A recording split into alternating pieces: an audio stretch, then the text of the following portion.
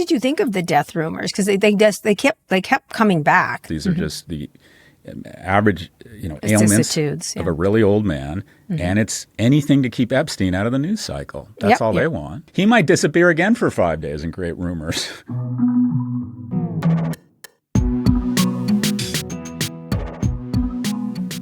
Hi, everyone. This is Pivot from New York Magazine and the Vox Media Podcast Network. I'm Kara Swisher, and we're going to get right to it because there's been endless speculation in recent days, questions swirling about his whereabouts, and with many people believing the worst. But he's here now with non-bruised hands and shapely ankles. Welcome back, Scott Galloway. Thanks, Kara. Look, there's a lot going on, and I don't like to talk about myself. I don't want to make a big deal out of this. Oh, no. That's right, ladies. That's right. You've been so good in August. You've been deprived. I know it's going to help. A little bit of Scott. You're thinking, how do I resist fascism? The key is not to resist. It's to surrender to the dog. What are we going to do? What are we going to do, ladies? That's right. We're doing a field trip down to where Kara hangs out. We're going to this big White House and we're screaming, bring out your dead. Bring out your dead. And then we're going to party with RFK Jr., as I like to call him, the marvelous Mrs. Measles. By the way, how do you get this body? True story. Okay. 17 vaccines by the time he was 12. What the fuck are you thinking? By the way, I'm like your Xanax and your HBO Plus. You don't need me, but you want me. Oh, last thing. Okay. Kara, did you know birds have mating rituals, and it goes a little bit like this. Hello. That's right. Oh, my God. That's right. God, this feels good. I'm having a Lindsay, maintain eye contact and relax the throat. I'm having another stroke. Too much? I can't hear anything. Donald Trump stroke. I can't hear anything. Woo! Oh my God. Oh my God. My fucking God. You're welcome. You're welcome. Next up, Rachel Maddow. Put your earphones on, Scott. Put them on. Oh my God. Put on your earphones. Are you hot? Can't hear. I like doing a podcast this way. I can't hear. Okay. I can tell you one thing. Rachel Maddow didn't take her shirt off or show me her. Oh, my God. I've been working out so hard this summer. I see that. I even brought my testosterone. Did you? Yeah. Oh, thanks for Don't showing we do it live on TV? No. Oh, no. Okay. All right. Super easy. Do you do this every day? No, once a week. Okay. All right. Boom. Well, so glad it's Oh, my God, Kara.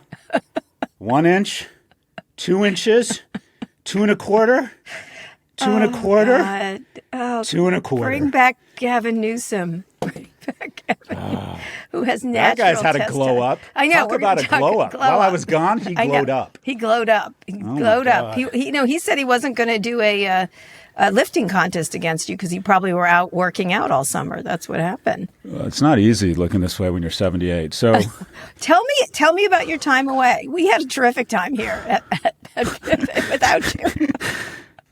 Yeah, we really missed I noticed that. And not only that, I noticed our downloads went up. Yeah, they did. And all the comments are like, can we have a Scott-free 25? Yes, I know.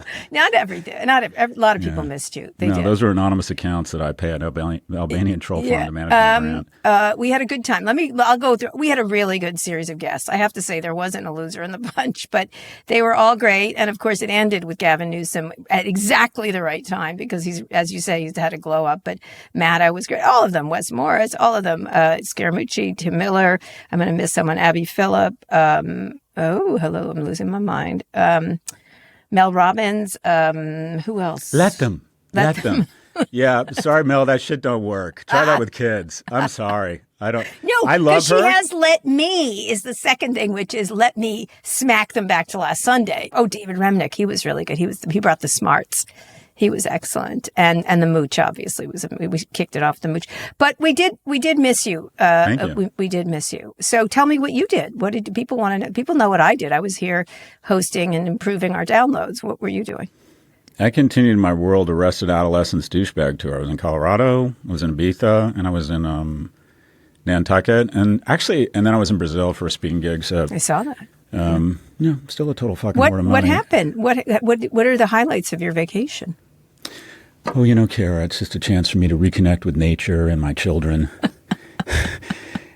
New York, the best thing about this past month has been the last week in New York. Yeah, is amazing. I was trying to think, what is it about? Well, one, it's like model country safari because it's about to be Fashion Week. But two, all the douchebag dudes are gone because all the spiritual motherfuckers into crypto are at Burning Man. The guys left in New York right now are just awesome. I've been connecting with a bunch of friends. Actually, I felt a little bit like you. I was anxious to get back to work. You probably sensed it. I did. You kept commenting as if you were still on Pivot. Yes. You were like, my thoughts on this in 3 parts in triplicate. Everybody deserves to know what I think about this.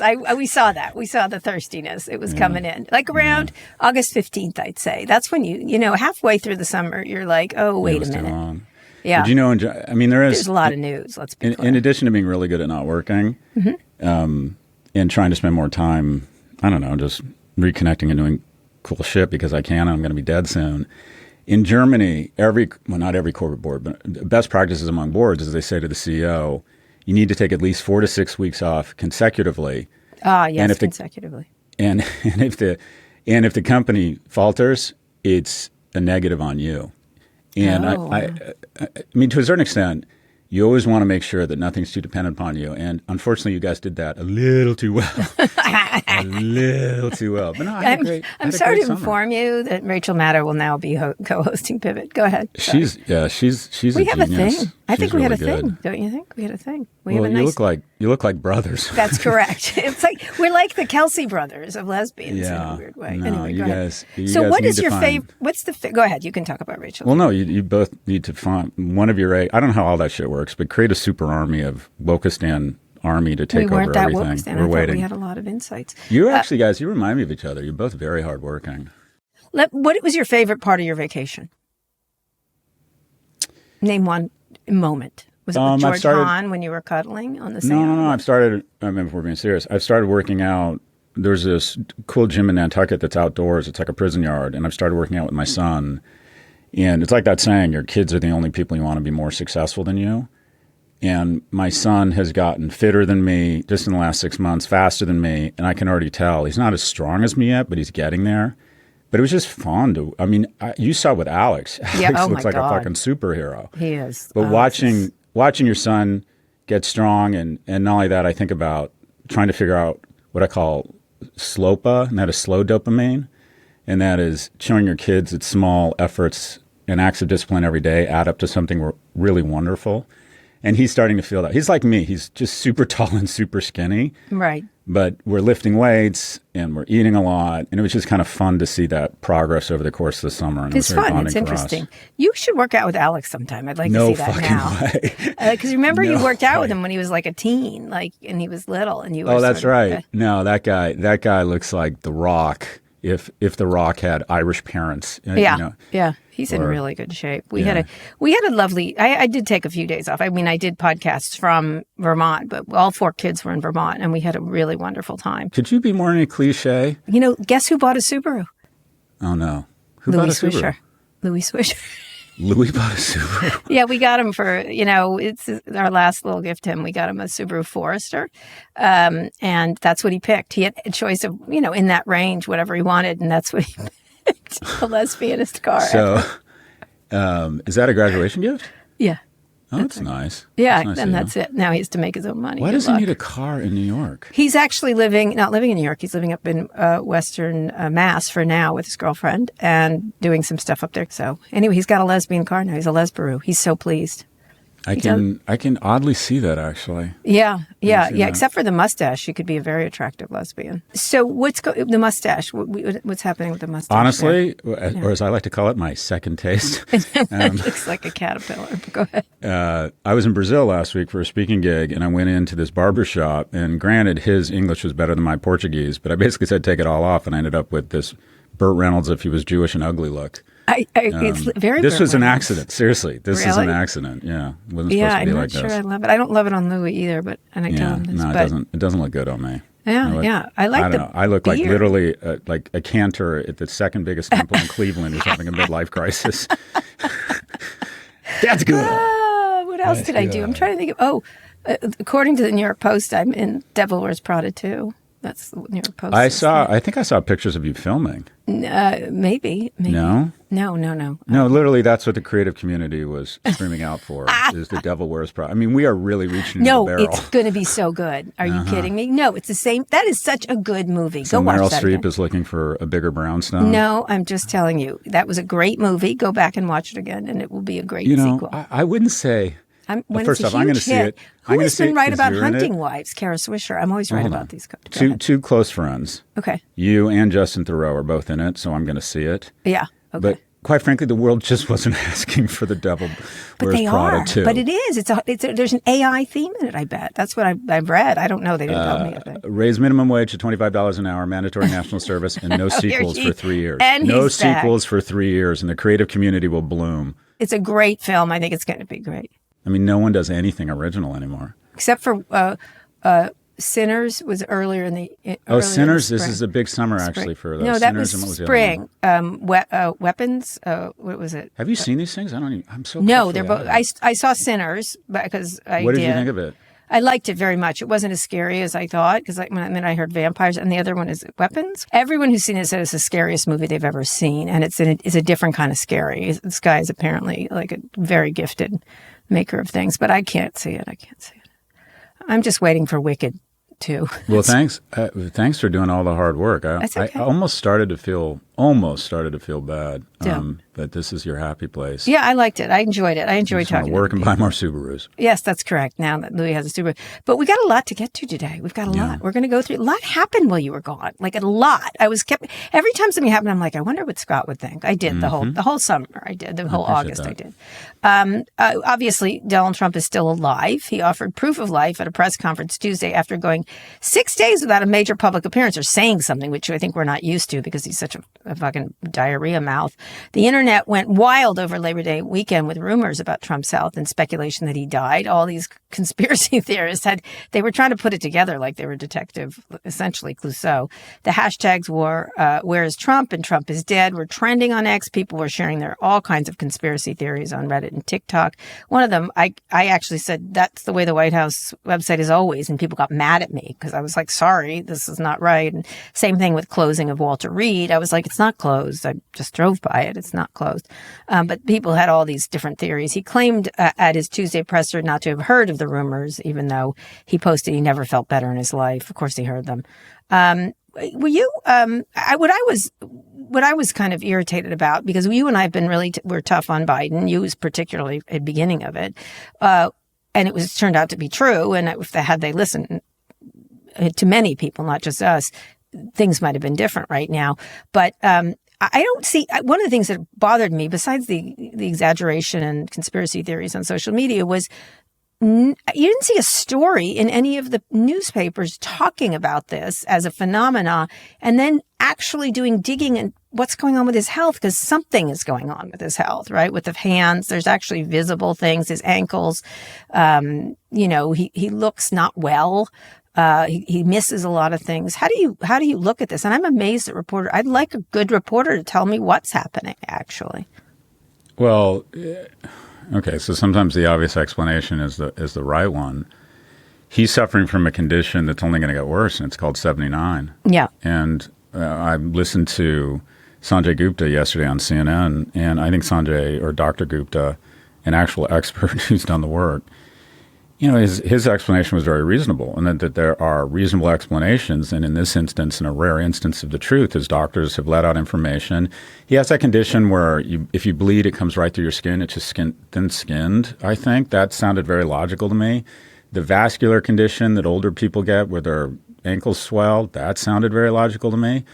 But if you try to figure out, or if you look at an actuarial table and say, what is the likelihood from insurance companies, which, by the way, have been, they predicted the LA fires. If you want to talk about people who can predict the future, talk to people in the they actuarial. Have to pay for it, yeah.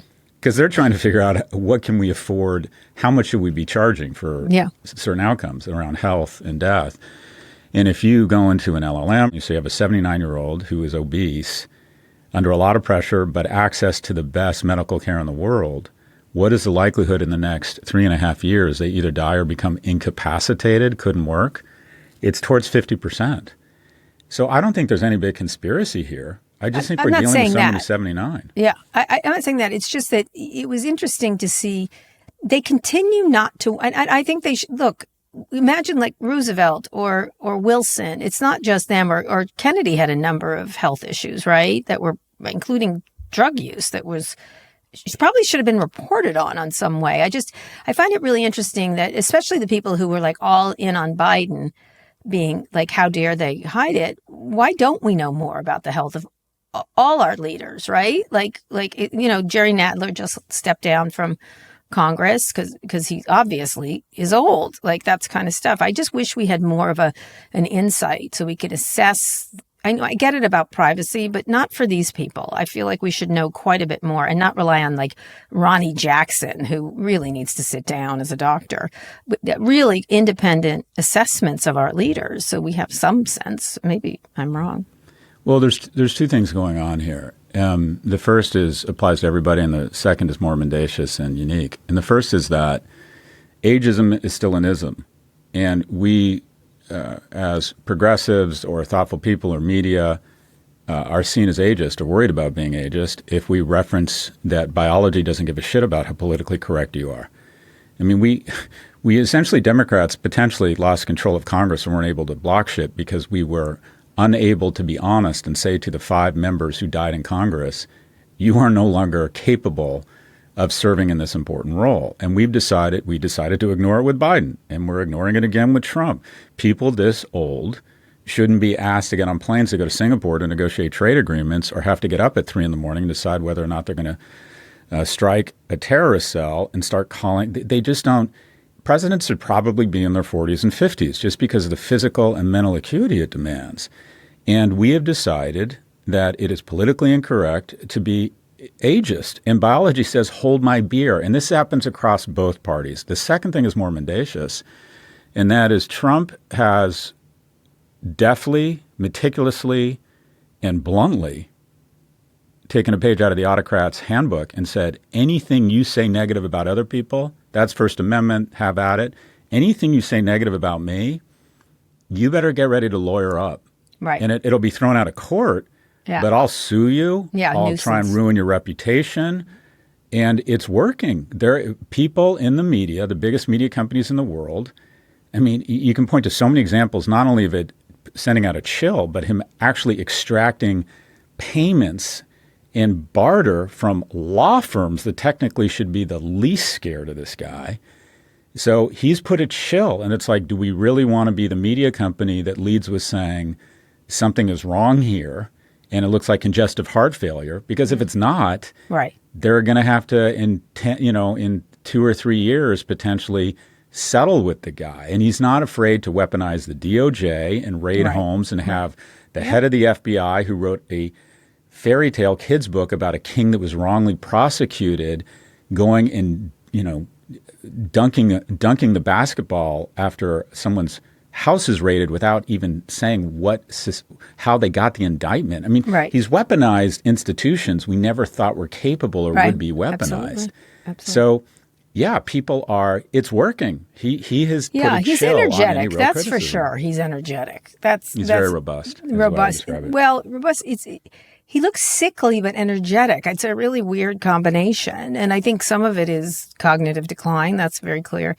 I mean, again, let me put someone on the left. Eleanor Holmes Norton, who's supposed to be the representative from D.C., while not having a vote or is certainly involved, has just been out of it because she's old and she might be running again, which is just like insane. All these people, like there should be a number. I come more and more around to your feeling on this. What did you think of the death rumors? Because they kept coming back. They left and came back and left and came back. This is like no way to run a country. That's what I kept thinking. I mean, in a weird way, I don't think they're trying to suppress it because, one, it keeps Epstein out of the news, and 2, they know he's not dying or he's not imminently dying, and they'll just show him in 5 or 6 days. Fine. Oh, the media's talking about it? Fine. They're not talking about Epstein? Let them continue to talk about it. They are talking about I'm Epstein. fine. Yeah. But it doesn't all this is done so far because it looks as if the obvious explanation is the right one, and these are not life-threatening conditions. These are just the average, ailments of a really old man, and it's anything to keep Epstein out of the news cycle. That's all they want. Yeah. Okay. He might disappear again for 5 days and create rumors. That's true, or something else. You're right. It's actually, that's really smart. Okay, let's go on a quick break. When we come back, Trump sets his sights on New Orleans for the next crackdown. Support for the show comes from Saks Fifth Avenue. Saks Fifth Avenue makes it easy to shop for your personal style. Follow us here, and you can invest in some new arrivals that you'll want to wear again and again, like a relaxed Prada blazer and Gucci loafers, which can take you from work to the weekend. Shopping from Saks feels totally customized, from the in-store stylist to a visit to Saks.com, where they can show you things that fit your style and taste. They'll even let you know when arrivals from your favorite designers are in, or when that Brunello Cucinelli sweater you've been eyeing is back in stock. So, if you're like me and you need shopping to be personalized and easy, head to Saks Fifth Avenue for the best fall arrivals and style inspiration. Scott, we're back. Trump is floating the idea of sending National Guard troops to a lot of cities, but now it's New Orleans, the latest target in his crime crackdown. He's also still fixated on Chicago and Baltimore, calling both cities hellholes this week and asking the governors of those states to invite him to deploy troops, which they are not doing. Illinois Governor J.B. Pritzker fired back. I refuse to play a reality game show with Donald Trump. Trump did hit a legal setback this week. A federal judge ruled his use of troops in Los Angeles was illegal. What a surprise. The judge warned that Trump appears intent on creating a national police force with the president as its chief.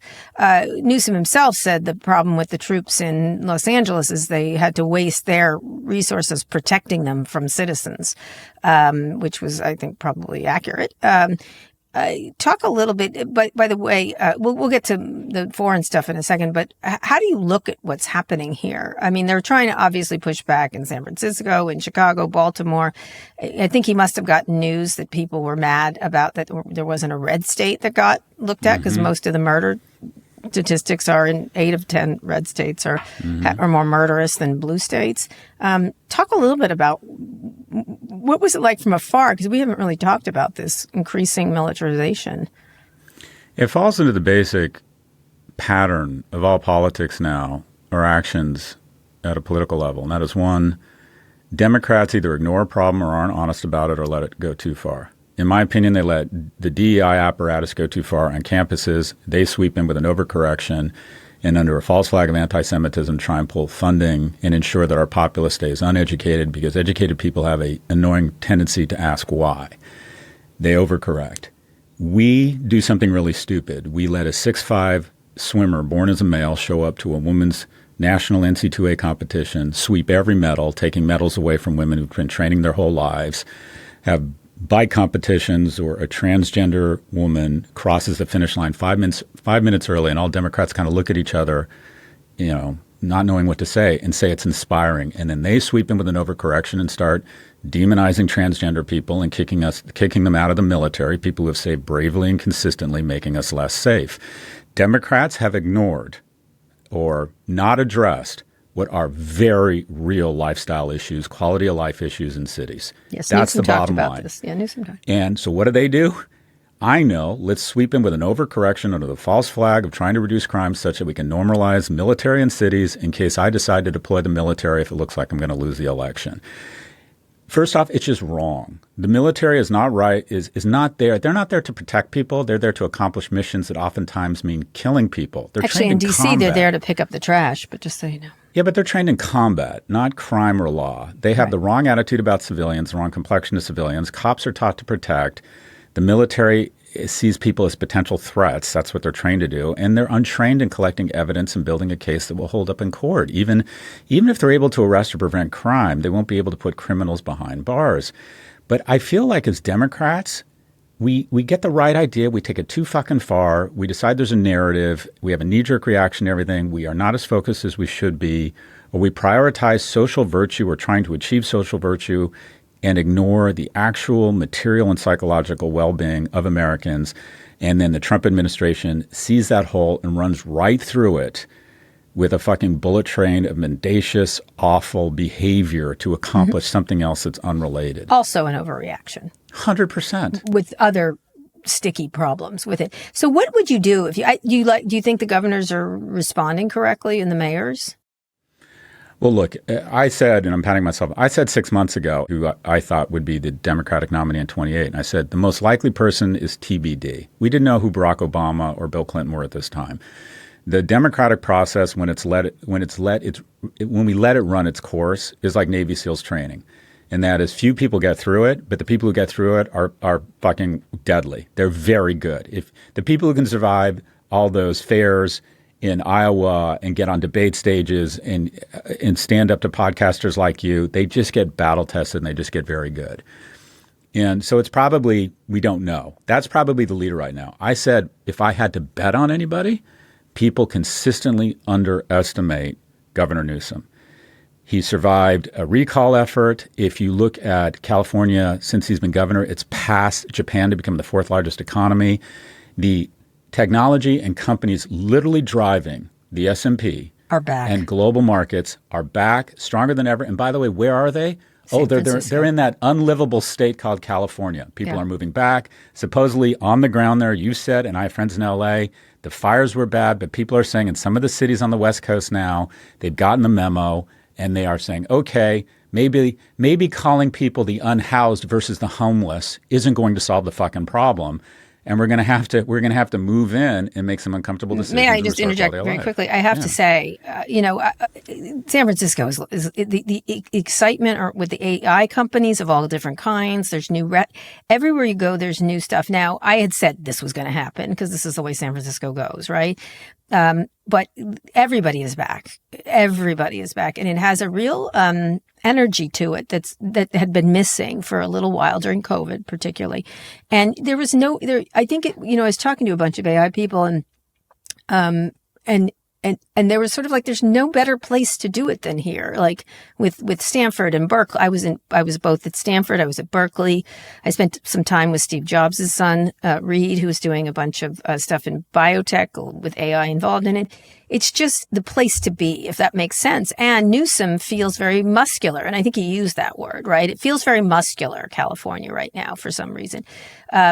Is this a good thing for people like him and Pritzker and Wes Moore to show off muscularity around these Trump attacks on cities?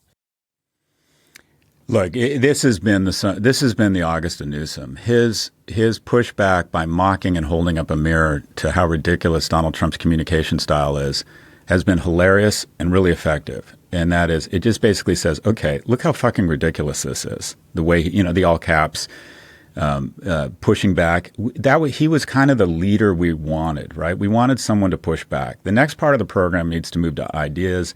J.B. Pritzker is giving off really nice dad energy and being thoughtful. But the reality is Trump hasn't done anything illegal, and they're somewhat hamstrung around what they can, that's what Newsom said. He can't stop him.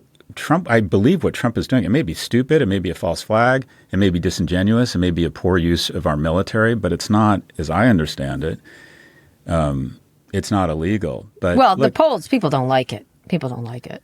All the polls are pretty clear, including with the Republicans. No one loves a troop in a city. Nobody, even if they're picking up garbage. It's weird. It's not, it's not something you see except when you go visit other countries that are under autocratic rule, right? That's what. But a couple of things are going on. One is good, one is bad. And I can speak to this in fairly knowledgeable detail because I'm in New York right now. I spend a lot of time here. I don't care what anyone says. We're in 2030. History is always much clearer and harsher in hindsight. People are going to look back on New York in 2025 and say, that was a fucking golden age. Walk around, there's lines to get in stores. There's a new amazing members club opening literally every 2 weeks. The art scene, the fashion scene, the food scene, this through COVID, this city shed its skin. There's new places. There's a sense of energy. It's fucking amazing. The downside to all of this is the following. Inflation is out of control in these hubs, these epicenters that attract basically three types of people. Someone in tech who's highly educated and can afford a $5,500 one bedroom in Manhattan, finance bros who make a very good living, or somebody whose parents are putting them through New York or San Francisco. So that young person who wants to come and try and make it in a non-finance or non-tech industry and they just can't afford this city. Every young person I meet, they're making really good, what used to be really good money. They can't, they can't afford to go out. And I always go to, we're in a sex recession, we're in a mating recession. Young people can't afford to go out. Yeah. They can't afford to go to a place and demonstrate excellence to each other and smell each other's pheromones and make friends and find mentors and find mates.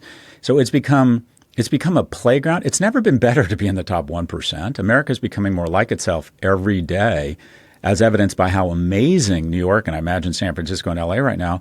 But quite frankly, there might as well be a velvet rope around these cities for anyone under the age of 40 that's not making $150,000 a year. That's a very fair point. So unless we get rid of NIMBYism, unless we put more money in their pockets, tax holiday, 8 million new homes construction, manufactured homes on sites that cost 50% less, and really make an effort to put more money in the pockets of young people, all of the amazing cities in America are basically going to be sequestered to a small number of very fortunate, overeducated people with rich parents. Yeah, you're absolutely right. I think homes are. I'm beginning to really focus in on homes. You talk a lot about other issues, but even homelessness. A lot of homeless people have mental issues. A lot of it is solved by homes, like that. You get people out of a high. One of the things when I'm in this documentary I'm doing is high stress situations lead to mental problems, cognitive science, and there's no higher stress than not having a home or not having somewhere to go or having to figure out where you're going to eat and drink or something like that. And it seems like if we could get more people housed in affordable housing, and then create a city that has all kinds of people, not just the rich people, as you point out. I mean, where you live is a particular place, right? It's like... people don't have a birthright to be in Manhattan. Or not Soho in particular. Yeah, I mean, that's a circus there, really. I love it, but it's a circus. But I think homes should be... Whoever's running should focus in on homes. After we get over the Trump thing, I think Newsom's smart in attacking Trump until the 2026 elections. And then we should act like rear view fucking mirror. If they win the House, what are we going to do for you? And homes should be at the very top of that list. Also restoring vaccines, but that's another issue. I mean, let's be really bold here. The next part of the Democratic program, if we're going to flip the House and win back the White House, we've got to go, okay, we were flat-footed, now we're resisting, now we need to move to ideas. And around housing, you zeroed in on what I think is one of the biggest issues, because the reality is if you can't afford a house, you feel shame, you have trouble making a step towards mating, and also a house, because people have a tendency to pay their mortgage rather than be embarrassed and have it foreclosed on, it ends up being a great way to build wealth over the long term. It gives you a sense of place, motivation. There's a lot of wonderful things about home ownership. In Singapore, let's be bold. One bold thing, 8 million houses in 10 years. Do away federal legislation that takes down NIMBYism. What they did in Minneapolis, what they did in Austin, they said we're going to take off the height limits.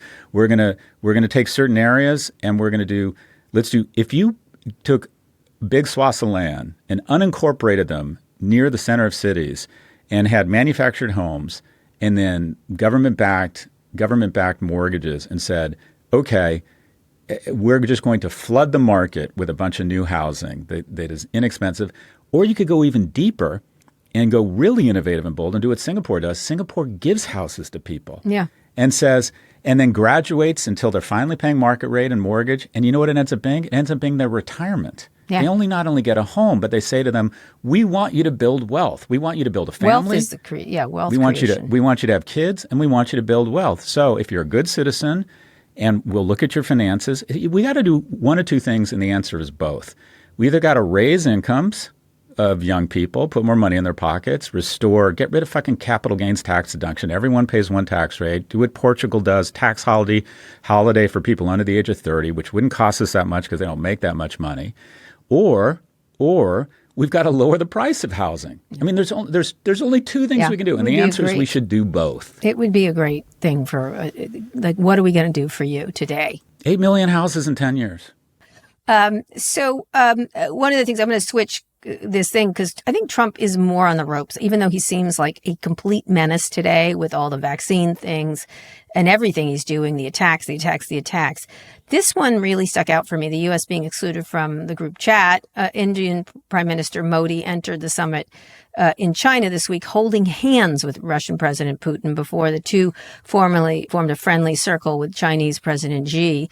Meanwhile, President Trump put a message for Xi Putin and North Korean leader Kim Jong-un as they appeared together for China's largest military parade, which he wishes he had because it was a pretty good military parade. Writing on Truth Social, may President Xi and the wonderful people of China have a great and lasting day of celebration. Please give my warmest regards to Vladimir Putin and Kim Jong-un as you conspire against the United States of America. These are people he cozied up to, like cozy, like scary cozy. And fun fact, was interesting. Xi and Putin were caught talking on a hot mic about the possibility of becoming immortal via organ transplant, which was pretty funny given what I'm working on. But this to me was like, how did we drive these players together? In the decades, this hasn't happened. We've been managed to keep them apart, to be close with India. We should be it's been a struggle over the many years for various issues, but it's a country we should be close with. But here we are shoving them into the hands of Putin, and literally in the hands of Putin. And the same thing with Xi. That picture really gave me the chills, I have to say. And then he goes conspiring together. That's right, Donald Trump. They are fucking conspiring against the United States of America. And that's why we should have been in there and not allowed this to happen. You're exactly right. Bush W. said that the axis of evil was North Korea, Iran, and Iraq. They had some energy combined, a willingness to sacrifice. They're crazy. Some decent science and scientists, actually formidable scientists in Iran. India, that image, the image of 2024 was Trump pumping his fist in the air. The image of 2025, in retrospect, will be that image you just described, of the three of them looking like their little brothers ganging up against Laughlin. It's like the siblings of the Murdochs saying, we're sick of this shit. We can collectively, we're strong and we can push back on our big fucking crazy asshole brother. They have a combined GDP of $20 trillion. They have unbelievable energy. They have unbelievable technology and capital out of China. They have the largest emerging consumer population in the world, India. Those three nations together are a formidable, with a side order of Kim Jong-un, right? Yeah. And to your point, I mean, there's some weird stuff protecting Taiwan. One of the things that's protecting Taiwan is China has had to divide and deploy a great deal of military resources to its northern border on what's called the Amur River, because China and Russia have always had territorial disputes. We take for granted the fact that if we in Canada were having territorial disputes up around Montreal, Toronto, it would cost us about $100 billion to fortify that border, another $25 billion a year. And China and Russia were spending a lot of money on fortifying their borders in the north across the Amur River. There was 0 bridges 10 years ago. Now there are 3 bridges, and there's $250 billion in trade. So that stops the war. So all of war. a sudden, they're getting along and liking each other. And the biggest own goal was that the new swing votes geopolitically that were kind of playing both sides, but emerging economies who are incredibly important, similar to that soccer mom in Madison that might decide the next presidency, the 2 swing votes were the Kingdom of Saudi Arabia and India. And we have a fantastic relationship with India. Have had. Not now. I'm getting there. You're stealing my thunder. It's a democracy. And in addition to that, and I can speak to this firsthand, we have this connective tissue with India. In addition, if you walk down the hall of NYU Stern and you want to find someone fucking amazing at research that could be making tens of millions of dollars being the chairman of Millennium or some other great quant trading firm, but instead decided to teach, that's someone most likely with a multi-syllabic last name who came out of Delhi and somehow managed to get to IIT and is one of the smartest people in the world. And what do the smartest people in India do, or a lot of them? They come teach at our elite universities. And look at the way we are treating academics, universities, and foreign PhD students, many of which come from India. We had this amazing vehicle for goodwill. We have torn it up, and we have done the absolute stupidest thing possible, and that is we have taken 3 enemies or 3 people who didn't get along very well, and we've said, no, nothing rallies your enemies like being the bigger dick enemy. Yeah. That photo of the 3 of them, what do they have? They have massive amounts of energy. They have massive amounts of technology and capital. In addition, Russia and China have something that the EU and the U.S. don't have. They have a willingness to kill their own people. That's right. Russia has been willing. I don't care if it's good or bad or wrong or right. It just is. They are willing to kill and or injure 1 million of their own people. Yeah, if they want to Europe put in a is dam, Europe is being invaded And the EU will not put any of their young men and women on the boots on the ground. I mean, to a certain extent, the most intimidating people in your class and who get a disproportionate amount of power are not only the people with the biggest fists, but the people who are willing to actually throw blows. Right, throw hands. I mean, one of the things, I was talking to a guy like Dmitry Alperov, he started CrowdStrike. He was saying the enthusiasm, he was talking about Ukraine, he's a very big supporter of Ukraine. He's like, the enthusiasm of Russian troops still putting hundreds of thousands of people, they need the jobs, right? Because the economy is more troubled than it was before. For a variety of reasons. But he's like, it's hard because Ukrainians have either no more people to give or they're just exhausted or they don't want to do it anymore. And the Russians just keep throwing bodies after bodies and they just let them die like the way they treat them. But some of these people need the money. So they just continue to just toss people into the void in Ukraine, for example. I think you're 100% right. But we're so...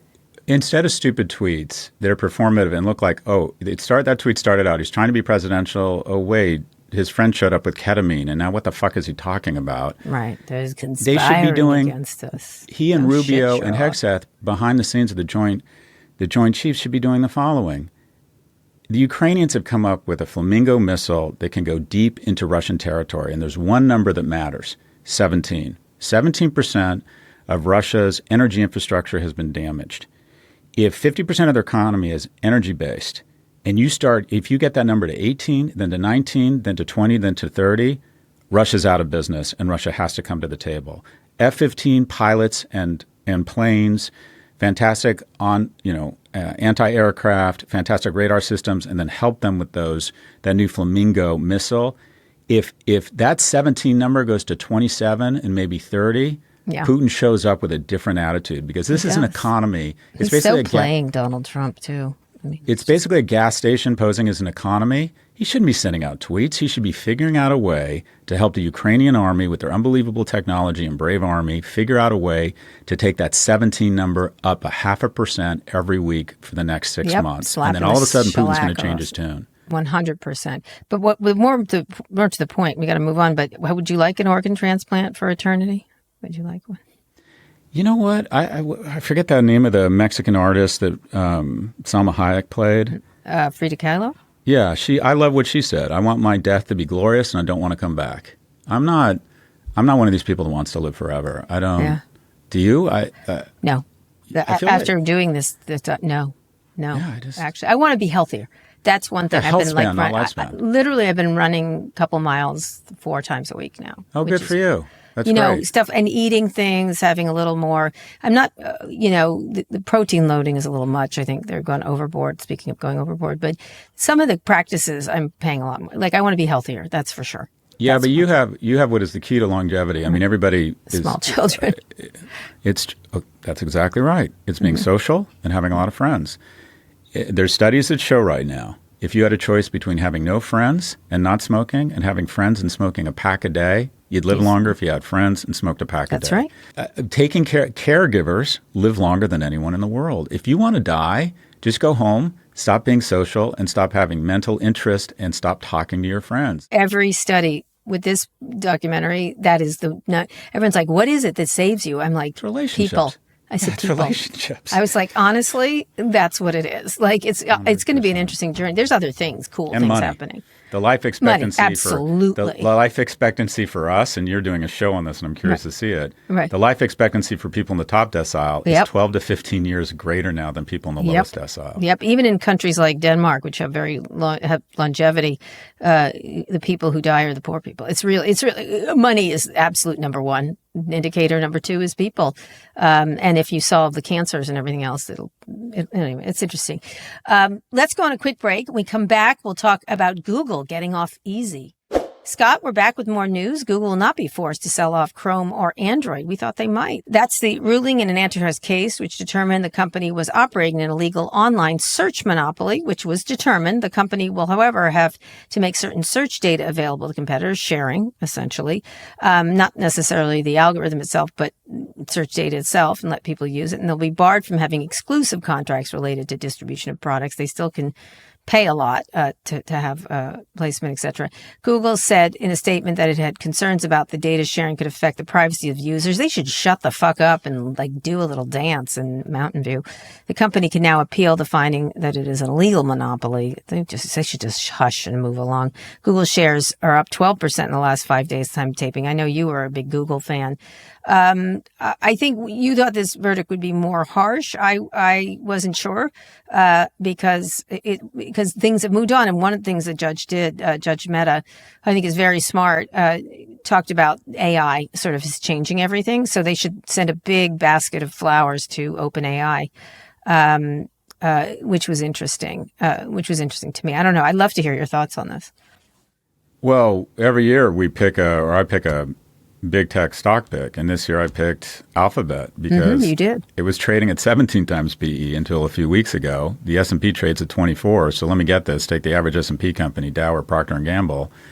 Google is still growing like crazy. They still get 96 times the traffic of a ChatGPT, largest streaming service in the world, YouTube. Three other businesses that do over $30 billion in annual revenue.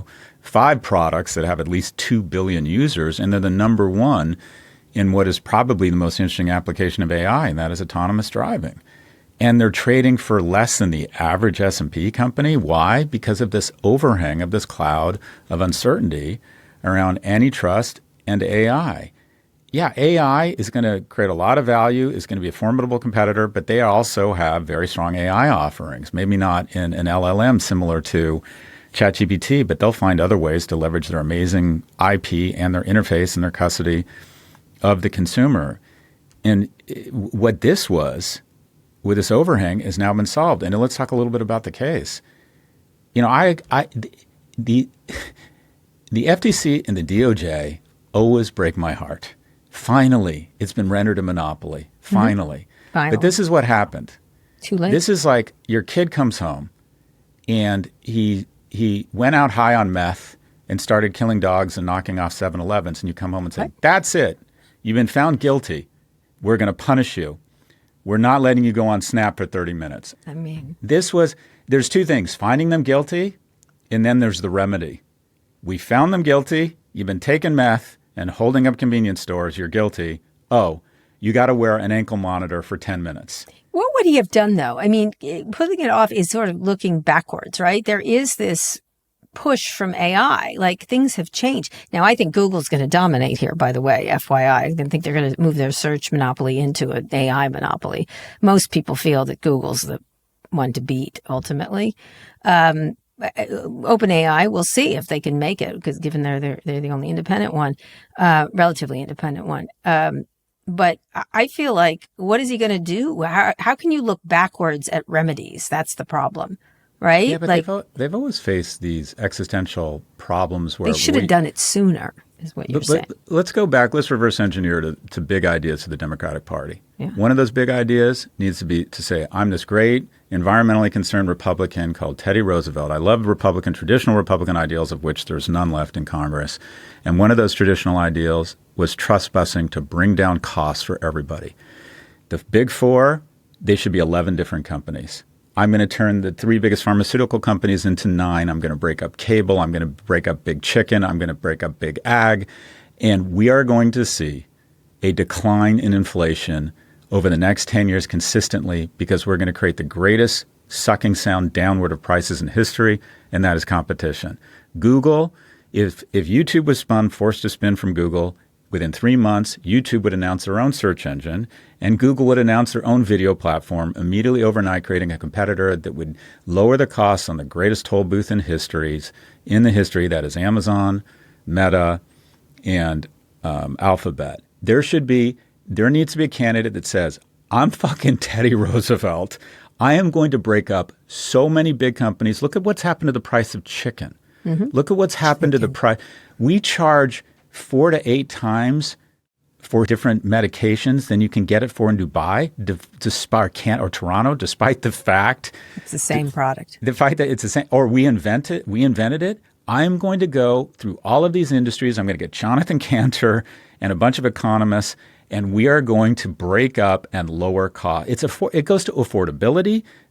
consumers don't like these companies. And by the way, these products are going to get better and shareholders are going to get richer as they have in every breakup. What has happened to the price of long distance phone calls? I remember when I was... Remember how much it costs? Oh. I spent summers with my father, right, when my mom and dad were divorced. And once a week, we lived in Glen Ellen, Chicago. My dad worked for Vigoro after he got laid off from Owen Scott's, selling shit for a different company, literally fertilizer. He had an office in downtown Chicago. We would take the train in on Sunday when he wasn't working into Chicago, go to his office so I could call my mom on the Watts line because calling from our house was like $1.10 a minute to call California. So we would travel on a train for an hour so I could use the Watts line at his phone. What has happened to the cost of telco? I don't even think about it. Because they broke up fucking AT&T into 7 baby bells. And now internet, right? I mean, because like Louis was just in Europe. He called me on FaceTime. It cost nothing. You would unlock shareholder value, create greater employment, greater tax revenue. But the problem is these guys love control. They all want to sit on the Iron Throne of all 7 realms. So they create dual-class shareholder companies so these companies can't be broken up unless Sergey or Mark decide it's okay to break them up. There's very few of these companies. One of the things holding up Warner Brothers stock, one of the few things, is it's one class of stock, which means someone could come in and actually break it up if it ever looks like a viable business where the parts are greater than the whole. But this all reverse engineers. Affordability will again be the issue. James Carville is right. It's the economy stupid. Specifically, it's affordability and a really solid thing. Mondani, same thing. I think that's why he won. I think that's why he came ahead. He talked about prices. He actually had a very similar campaign to Trump, but that's another talk show. But a key theme for Democrats should be a really thoughtful response. I am a trust buster. I'm going to bring down your pharmaceutical costs, the cost to advertise. I'm going to bring down the costs you incur as parents on your children, getting into relationships with character AIs because these companies don't have any sort of competition or regulatory protection such that a 14-year-old can establish a relationship with a character AI that confirms their suicidal ideation. Fuck that. So there are all sorts of rents that have been incrementally going up. We're like a frog in boiling water, and we wake up and we're like, our kids are at threat. Our prices are out of fucking control. Do you realize the biggest corporate tax cut in history would be one, if China and the U.S. made up and they leveraged their manufacturing and we leveraged our IP to get along again. But the second biggest tax cut in history would be the breakup of Amazon, Meta, and Alphabet. So he didn't do that. So when I read his thing, it made sense. It's like AI has already taken care of this. The market has already sort of taken care of this. What? It's not happening now. That's the end of it. I mean, like, look, these companies. Huge victory. They're all at the White House today, by the way. All these tech people, except for Elon. This took years in the making, and this is where it ends. This is where, and they're even thinking of appealing it. Yeah, like it's not. They don't have to do anything. They want to do anything. I mean, they're basically the slap on the wrist is, okay, you can't have that $24 billion unilateral agreement, but there's probably a way around that. Yeah. And again, the market, which tends to be an unemotional arbiter driven on, simply fear and greed, or it's not politicized, that takes in millions of points of lights, sent Alphabet and Apple for 2 of their biggest share, day share gains in the last. Leaving our market far too aligned to tech companies, but that's another. We'll get to that next week. But speaking of monopolies, by the way, Newsmax has filed a lawsuit accusing Fox News of acting as a monopoly and suppressing. I mean, it looks like they had detectives following Chris Reddy or whatever his name is, a monopoly and suppressing right-wing competitors. The lawsuit alleges Fox News coerces distributors into exclusionary agreements and it used intimidation tactics to hurt Newsmax, including hiring private detective firms to investigate Newsmax executives. I mean, this is a rooting for the bullets here, Scott, situation, but I don't know how you win this law. This is insane. I agree. So they were a sharp-elbowed competitor? Oh, you're kidding. It's Fox News? What? I mean, so they sent detectives? Too bad. Like, it's Rupert fucking Murdoch. What do you think he's going to do? He's going to find out that you, are dating a goat. That's what's going to happen here. And he's going to use it in some fashion. I don't know. And then coercing distributors into not distributing it. I don't know. I mean, people want to have Fox News on their programs. I don't know. OAN just got on YouTube. So, I mean, to me, that's the end of this case. OAN just got on YouTube. right? Yeah, I don't see. Who cares? You know more about this than I do. I don't see any legal merit in this. All right. To me, it seems like a play by Newsmax just to be in the news cycle and get PR. Yeah. I don't think this case is going to go anywhere. But what is happening here is really dramatic. I mean, Fox News viewership down 30%, MSNBC down 27%, CNN down 42%. Do you know what happens when your business is down year on year 42%? Yes, I do. You literally can't fire people fast enough. That's a meltdown. What, your business has been cut in half, in a third to half your costs are fixed costs, meaning all of a sudden you have literally no money. And you know who's doing this, Kara? You know who the culprit is? I don't know. It's not me and Rachel Maddow because we're great. But go ahead. Sorry. It's Kara Swisher. Okay, hold on. Let's just do the math. The 25 to 54 demo, that's the core demo. Mm-hmm. They're the only demo that matters to advertisers because people younger than that are either in college or their parents make their purchase decisions. People older than that get smart and start spending money on healthcare and saving money for their kids. People 25 to 54 are still in their mating years, which leads to irrational decisions, which leads to margin. They buy expensive coffee, Brunello Cucinelli, Range Rovers, because they're still in their mating years and still trying to impress other people and signal. That is all they care about. Generously, a third of MSNBC viewers are in the core demo. No, CNN. Let's do CNN. The average CNN show gets 92,000 viewers. Yeah. That's down 55%. Times 0.3, it's probably less than that. There are only 27,000 people on average watching CNN shows that advertisers care about. Let's go to Pivot. We get 400,000 downloads every episode. 400,000. 70% of our listeners are in the core demo. We're getting 10 times the core demo as the average CNN show. Swisher. So what is happening? Our revenues are up 40% this year because everyone's figured out that the average MSNBC viewer is a 7-year-old white woman who's already decided who she's voting for and is done buying Sephora products. She's just like, no, I'm just going to let things go. Or catheters. And meanwhile, the average podcast listener is a 34-year-old male who makes $150,000 a year. That is the great white rhino for advertisers. There's stuff they could do. Everyone's like, oh, they're over. I'm like, why? You're romantic. No, I'm not. No, because if you make a great product, people will come. I'm sorry. You could do a lot with it. There's a lot of assets there. And I don't think it's going, I just did a long interview with John Malone, which was a kicker. He likes to trash. To hear that, actually. And it's really great, actually. He's so complex a thinker. He's a self-described autistic. One of the smartest people in the history of media. He really is, I have to say. He's also a crotchety old, fantastically amusing guy. I read in one thing where someone said John's been out on the plains and the mountains too long and his mind has gone crazy. And he laughed and laughed. He's got a good sense of humor.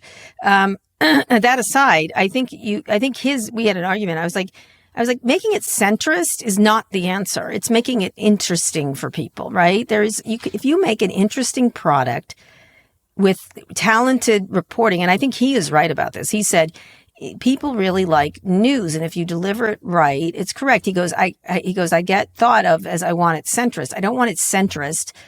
He lets Fox off the hook quite a bit. He's like, well, they're entertainment, most of it, right? They're not news, they're entertainment. So that's a different thing. I think that's a canard. But I think if you figure out a way to make it entertaining and you bring costs into line, there's no reason a great brand like that couldn't do well. That they started by the great Ted Turner, by the way. I just feel like it's just not, a lot of these companies, not just CNN, have sort of not understood what the assignment is. And then they have way too many costs, as you and I know. But some things are popular. Some things, oddly enough, let me tell you a quick story. Last night, I brought Louie's friend, Ben Berman, who I love, is one of his friends from high school, because he really loves Caitlin Collins' show. And he watches it all the time. He thinks it's great. And I was like, I've just brought down the demo for your show right now by bringing him here. I brought him in to CNN and he was thrilled. So there is interest, and this guy's a pretty good consumer of all kinds of things, not just CNN. And I don't think he's a unicorn. I think if you give people something they like and latch onto, any media property can be good. That's my argument. Okay, there's two things. When you have still very profitable but declining businesses, which pretty accurately describes cable news or the cable TV world. There's a way to make money and add shareholder value, but it's to stop injecting Botox into grandma such that she looks freakish. It's to make her comfortable and consolidate. There isn't a reason for CBS, ABC, and NBC to have 3 different newsrooms. They're just not that different. They're reporting the same fucking thing, starching it, trying to make it interesting, and then showing some guy who's raising dogs in Alaska alone and some inspiring stories so we're not just totally depressed about it. It's the same fucking thing over and over. And whoever's more attractive, you tune into that person. The back end can be consolidated. It's very easy. I told you one of my best investments ever was a Yellow Pages company. And we knew the business was going away.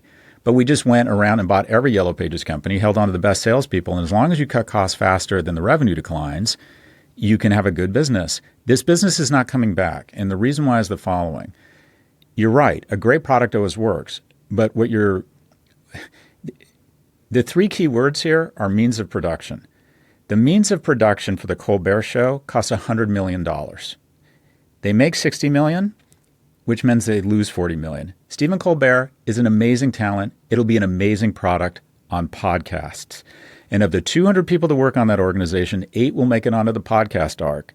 They will do $20 million in top-line revenue instead of $60, but he will continue to make $10 million. But unfortunately, the 194 people that don't make it onto the arc are going to be getting their real estate licenses. The means of production at CNN and traditional media are just unsustainable. They are high. So this is what's going to happen. All that amazing talent, and they do have amazing talent, amazing brands, is going to be arbed down. What are podcasts? Podcasts are now TV shows with a strong audio overlay. This is what you're going to have. You're going to have On with Kara Swisher. My prediction is the following. Mark Thompson is going to call Kara Swisher and say, we're going to run On with Kara Swisher. I want you to do the following things. We're very talented. We're going to make this a little bit more TV friendly. We're going to reduce it to 21 minutes so we can pelt 9 minutes of ads. We're going to run it. And here's the thing. They don't need to get as many viewers because you can we're going to do $10 million in revenue this year. What do we have? 8 people? That's $1.25 million per professional. Cable news is averaging $200,000 to $400,000 per professional. Yeah, the means of production, it's a cost issue. And a lot of these companies may not be able to transition their means of production without some sort of radical restructuring. You could. There is glimmers of interest and it's a great, I think they're all, if they do, including Fox News, let me just say, they could, if it's done right, hold on, just let me give you an example. Megyn Kelly is getting bigger audiences than she did on Fox with 6 people. Well, that's what she's doing. 6 people. Yes, she's a very entrepreneurial person. Loathsome, but entrepreneurial. Quite frankly, this is very self-absorbed. I've decided, unless it's someone I'm friends with, like Stephanie or Anderson or Michael Smith, I'm name dropping right now, the juice isn't worth the squeeze. Look at the viewership. Yeah. And not only that, in order to get ratings, they have fucking food fights like whatever that show is with Abby Phillip. It's like no longer news. Everyone's becoming Foxy. And unless only Fox can do Foxy. Unless you're on The View or Morning Joe, if you have your own platforms, the juice isn't worth the squeeze. There's some prestige to being seen on MSNBC. You do it every once in a while. I used to go on once or twice a week. I don't go on anymore. Yeah, I know you don't. Juice is not worth the squeeze. All right, Scott, one more quick break. We'll be back for predictions. Truly enjoying today. I'm so glad you're back. Thanks, Cara. Okay, Scott, let's hear a prediction. Can I do a short one? Of course. May I do a short one? Right now as we record, Trump is set to host a big tech leaders, including Tim Cook, Mark Zuckerberg, and Sam Altman in the Rose Garden Club, as he's calling it. I think he's paved it over and put up a parking lot. Interestingly, Elon was not on the invite list. And Trump had just recently given an interview with Scott Jennings, speaking of food fight, who's on that Abby Phillip show. And he wasn't on the list, which was somewhat interesting. But Trump said that Elon has to come back into the fold. He has to. And I thought, does he? Does he have to? Anyway, I just was interested to see what would happen. I'm not so sure he'll come back in the fold. He may back J.D. Vance. He may back someone else. He may stay in the Republican fold because the Democrats won't be having him anymore. But it was just interesting to me that Elon wasn't there. And I'm not so sure he's going to be as cooperative as they think he is. He's not a cooperative person. That's my prediction. I think he's got bigger fish to fry right now. Right, I think exactly, he's on the verge. I think he's on the verge of losing 60 to 80% of his net worth. I was in Brazil last week. Every time I got in an Uber, It was like this nice, clean little Tesla-like car. Yeah. Called a BYD. BYD. Do you know the BYD Sunny that goes for $8,000? Yeah. Yeah. I mean, yeah, what all they over are the doing, world. the CCP has asked automobile manufacturers to stop lowering their prices.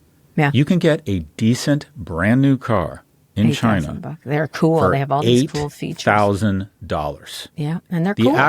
The average price of a car in the U.S., new car, is $50,000. The average price in China, $21,000. You want to make things more affordable for young people?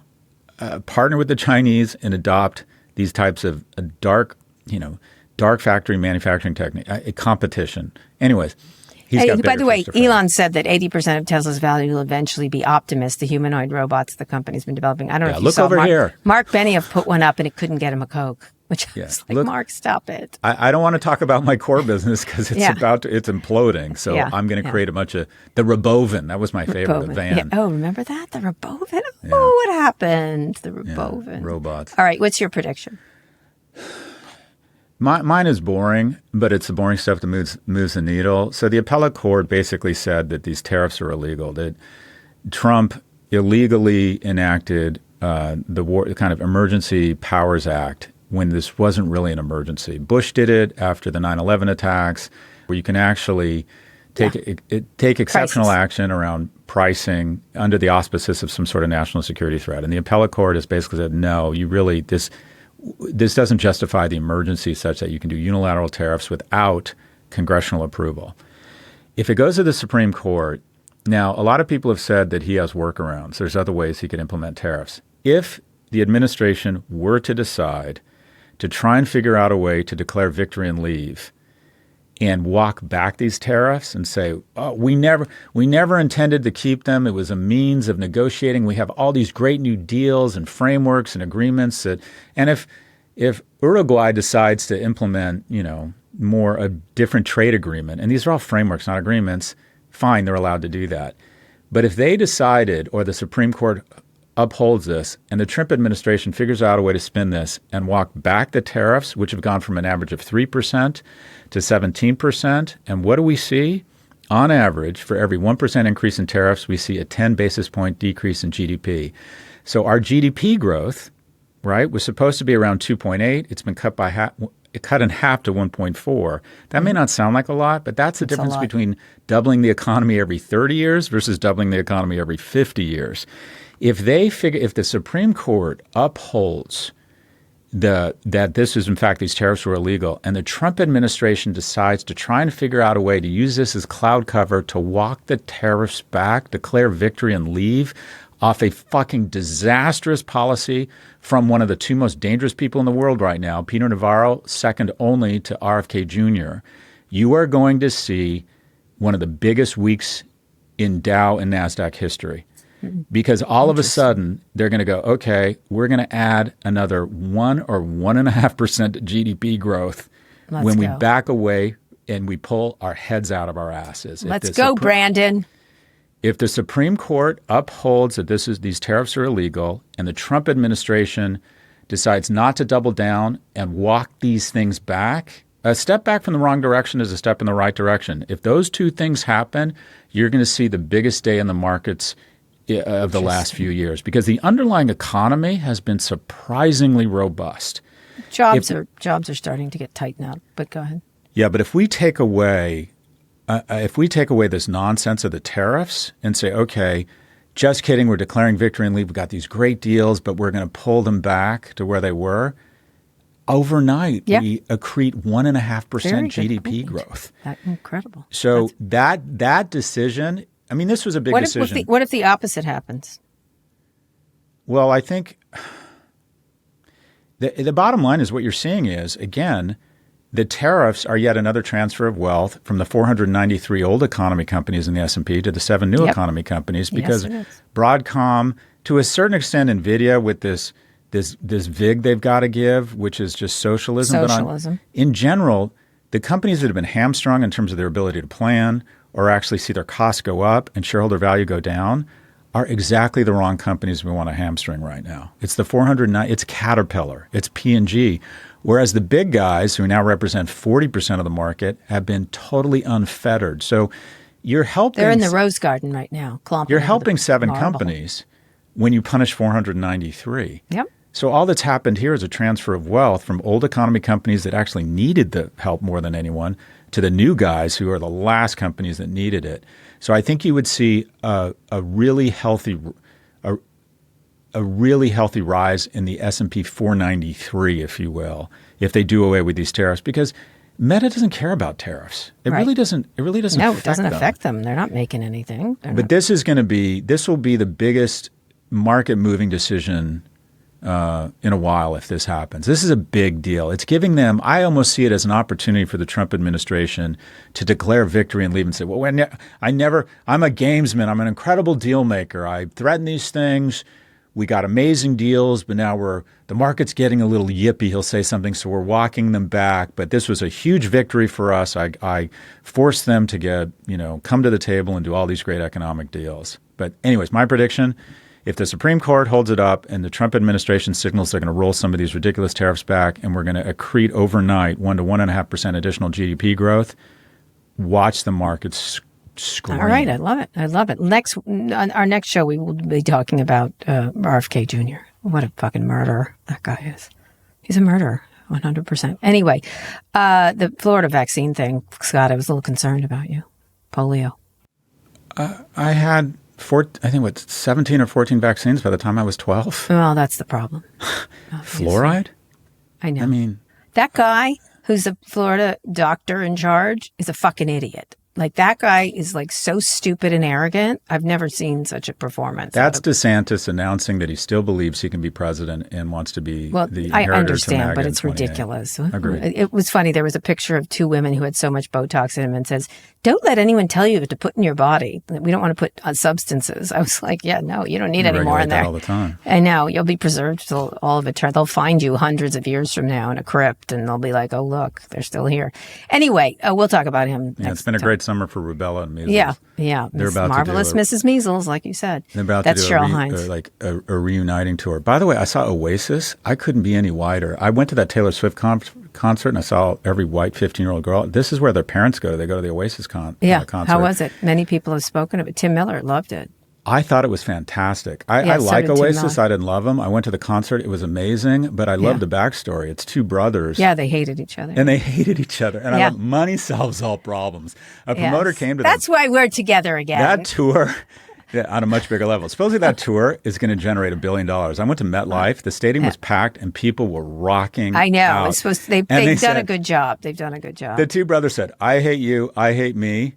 But I like $50 million more than I hate you. Yes, they have decided to put their differences aside. But I hear they're bringing it. Like, there's a couple of concerts I've seen videos of that I'm like, you need to stop concerting David Lee Roth. I saw Lady Gaga. Oh, that was supposed to be a great concert. So too. different. It was such a contrast between old rock and roll. Yeah. Oasis is just a couple of white guys who grew up playing the guitar with great voices. They're just rock and rollers. Yeah. Lady Gaga is Broadway meets cinema.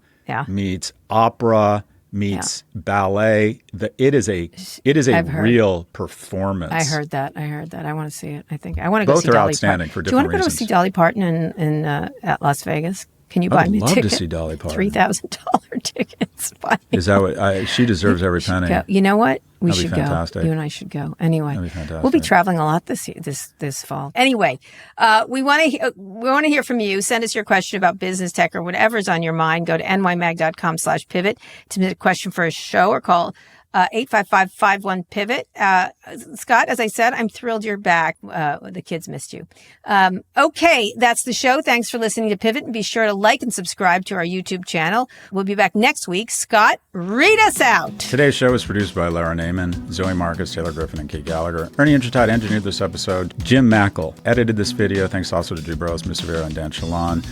Nishat Kurwa is Vox Media's executive producer of podcasts. Make sure to follow Pivot on your favorite podcast platform. Thank you for listening to Pivot from New York Magazine and Vox Media.